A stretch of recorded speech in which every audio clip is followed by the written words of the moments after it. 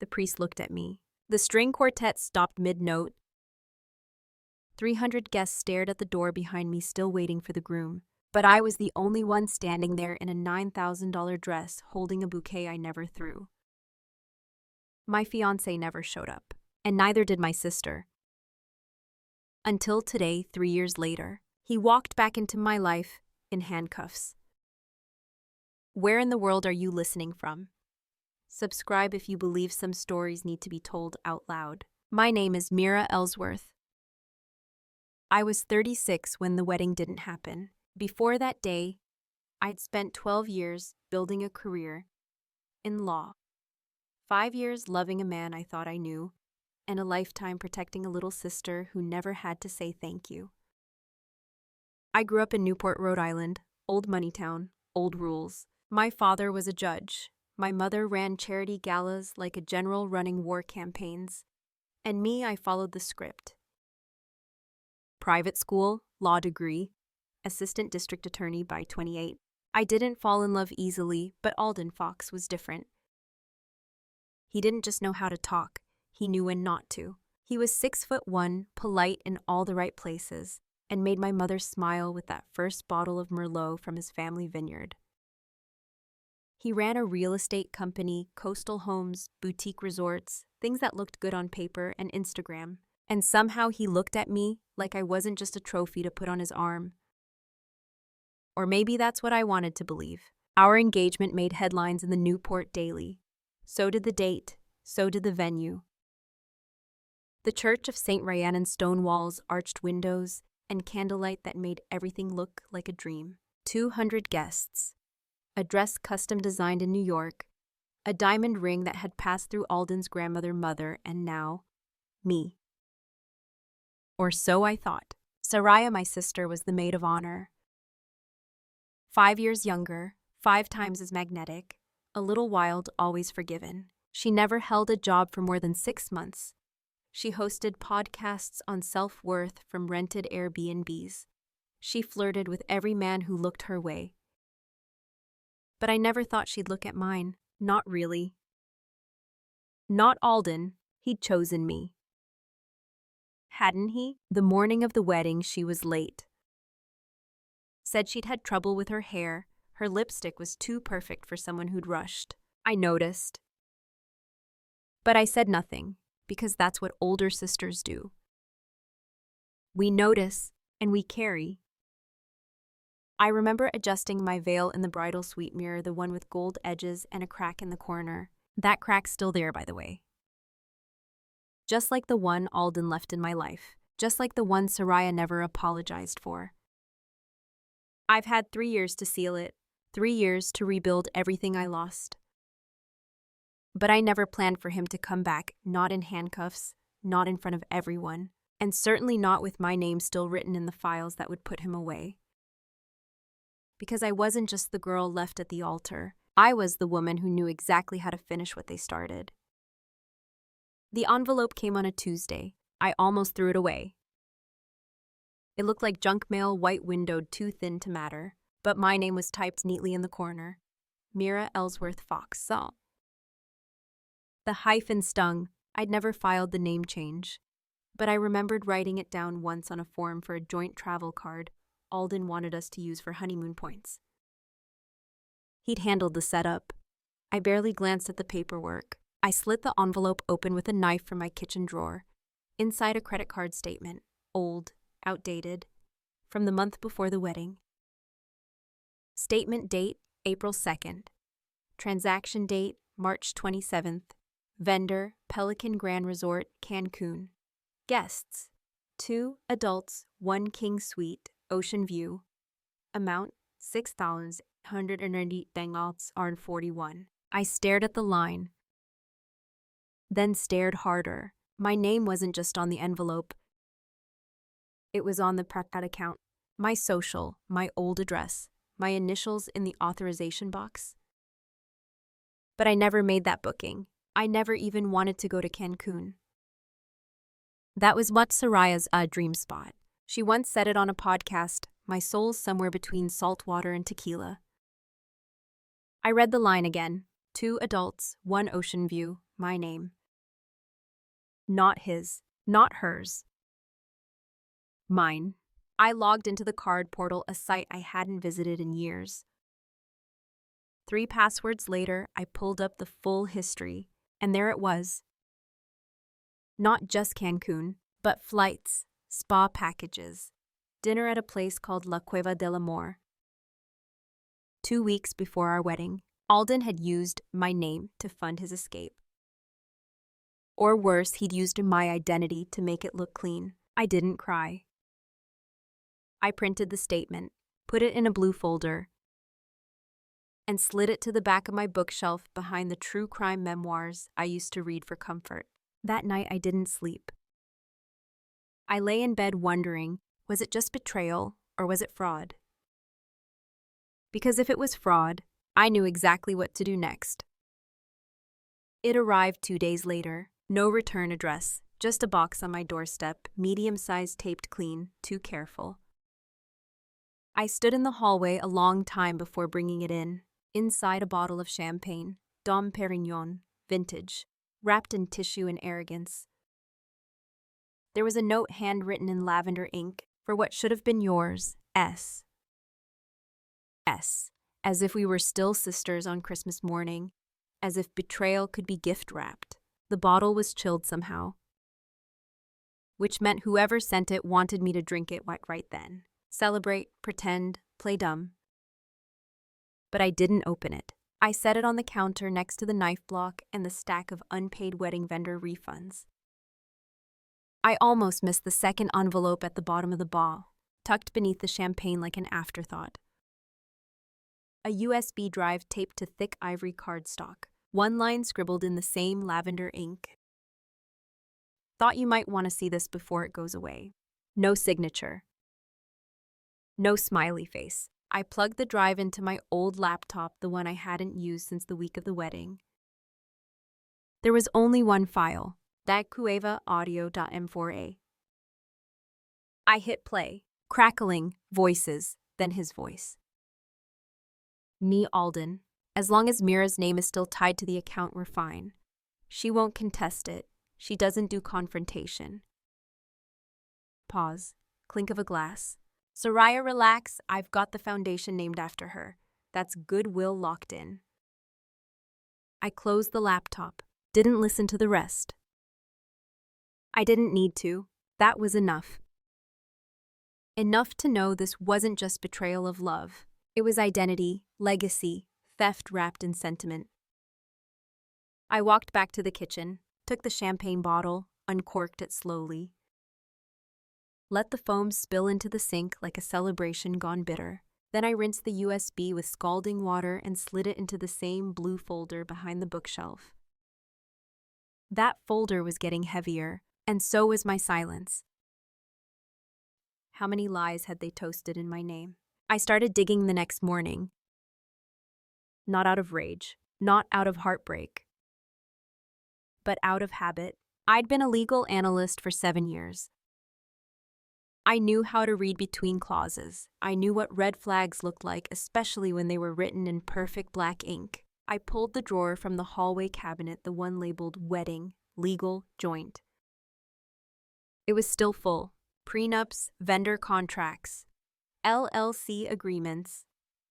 Alden had me glance over during wine nights. Charity registration forms for something called the Ellsworth Fox Foundation. He said it was a way to give back in my name. I never questioned it. I'd been in love, but this time I read every word. Every dotted line, every missing piece. And there it was tucked inside the Articles of Incorporation for the foundation. Primary signatory, Mira Ellsworth Fox. Treasury access. Dual authorization, Mira E. Alden F. Primary funding. Private wire transfers from associated holding companies. I didn't recognize the company names, but I knew how to look. Within hours, I traced 2 of them to a shell structure in Delaware, one tied to a luxury development deal that had gone public and then mysteriously stalled. The wire transfers added up to $1.2 million, all under a tax-exempt umbrella. filed under my name. I didn't call anyone. I didn't scream. I took photos, saved them to an encrypted drive, made 3 copies, one for me, one off-site, one labeled in case of cowards.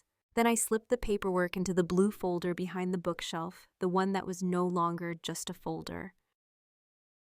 It was becoming a case. It was no longer just a wedding that didn't happen. It was fraud, and if I'd learned anything from my years in prosecution, it was this. You don't rush revenge, you prepare it. I waited until Sunday night. No one watches you on Sundays. They assume you're resting, recovering, or pretending to move on. But I wasn't resting. I was formatting files. The SEC has a portal, simple, sterile, designed for quiet justice. They call it tips, complaints, and referrals. I knew the steps by heart. I'd walked victims through it before, women defrauded by fake investments, small business owners scammed by charmers in suits. Now I was one of them. I created a new email. No name, no trace, no link to Ellsworth Fox or Foundation. I attached 7 PDFs. Bank statements, wire transfers, the Foundation's dual signature loophole, the resort receipts, the audio transcript, clean, timestamp labeled. No commentary, just facts. Let the evidence speak. At the bottom, I wrote one sentence.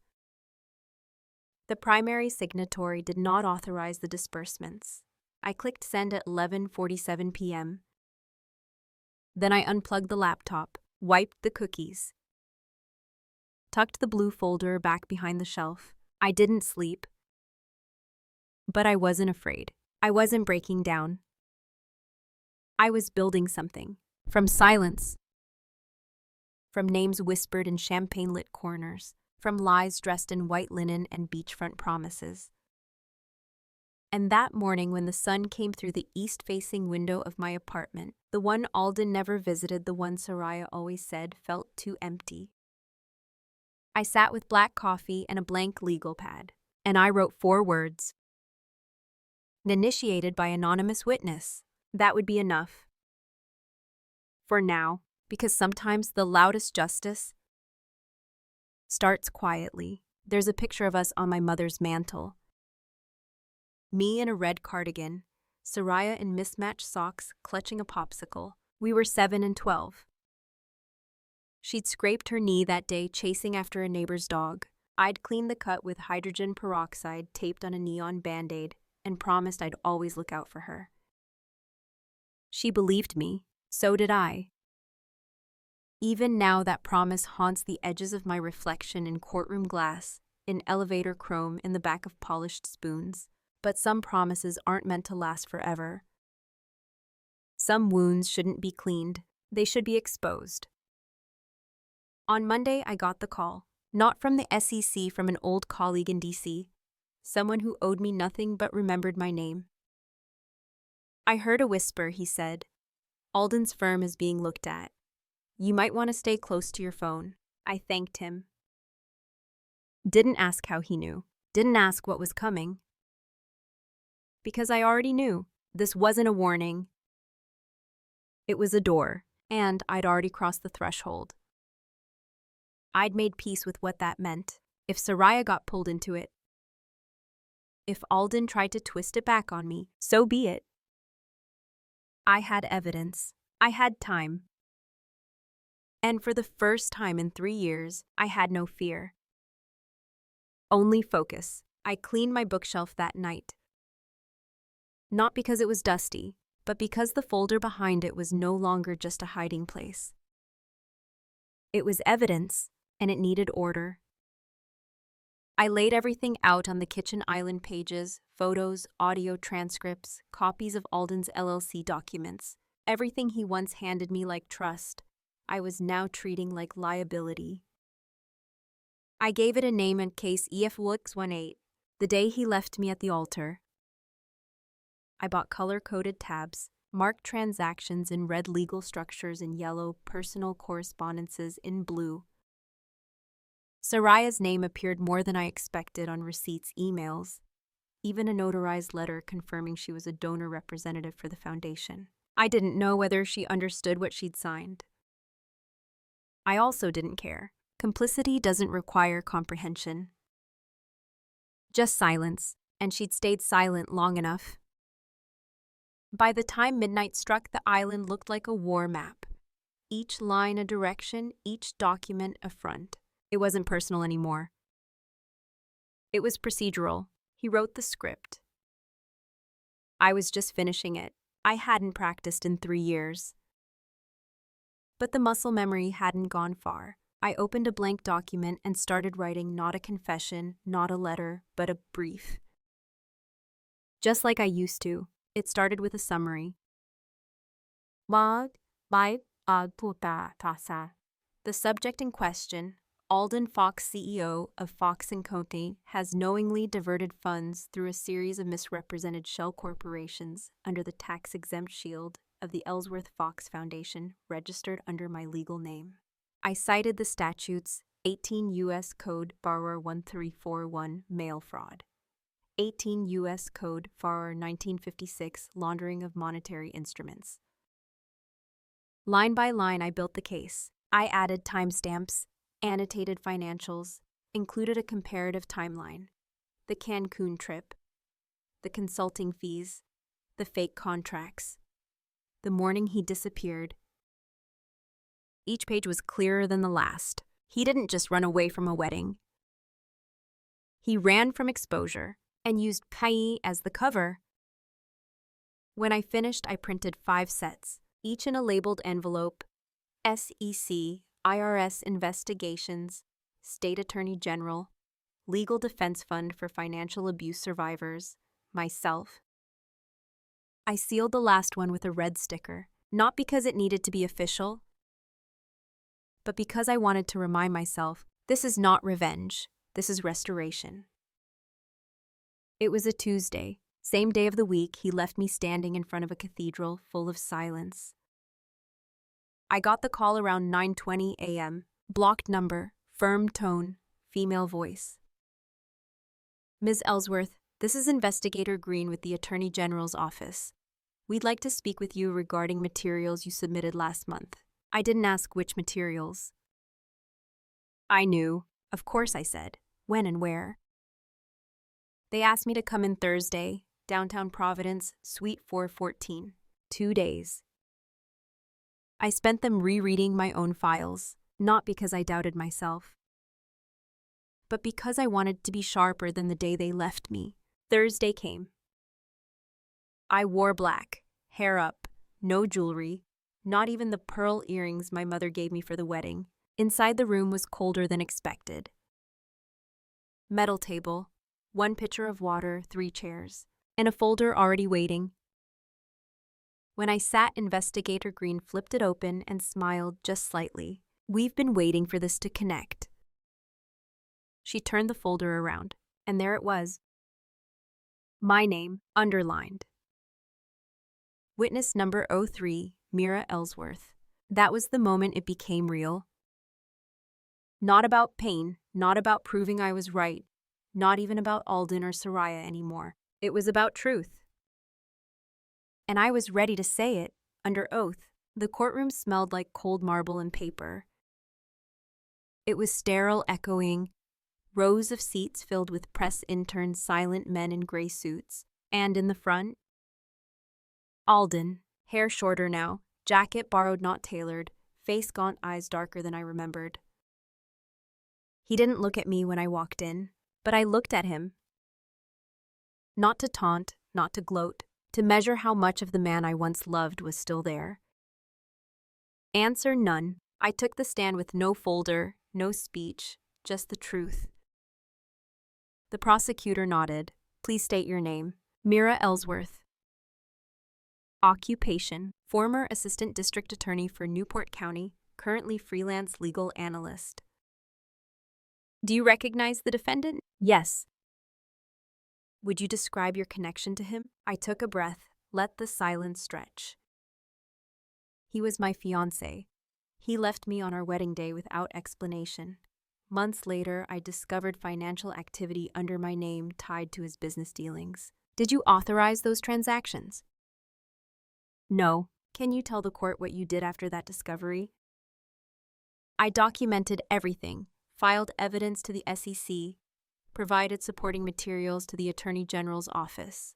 I'm here today to confirm the authenticity of that submission. The prosecutor nodded again. Held up a printed email blown up on a screen for the jury to see. It was the one with my digital signature. I had never clicked it. You never signed this, he asked. No, that's a fabrication. The timestamp doesn't match my access logs, and the IP address belongs to a secondary server at Fox & Co. Murmurs in the gallery. Alden finally looked up, right at me. His lips parted slightly like he was about to say something, but he didn't.